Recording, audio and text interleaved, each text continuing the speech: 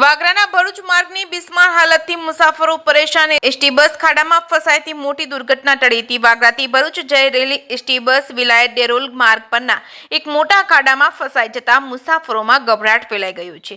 સદનસીબે બસે પલટી ખાઈ જતા મોટી દુર્ઘટના ટળી હતી, પરંતુ આ ઘટનાએ ફરી એકવાર ખરાબ રસ્તા અને તંત્રની બેદરકારીનો પર્દાફાશ કર્યો છે। રોજિંદા અપડાઉન કરતા વિદ્યાર્થીઓ અને નોકરિયાત વર્ગના લોકોને લઈ જઈને રહેલી આ બસ ખાડામાં ફસાઈ જતા એક તરફ નમી પડી હતી જોઈને આ ગભરાયેલા કેટલાક મુસાફરોએ ઇમરજન્સી દરવાજો ખોલી ઉતરી જવાનું શરૂ કરી દીધું હતું। જોકે બસ પલટી ન જતા સૌએ રાહતનો શ્વાસ લીધો છે।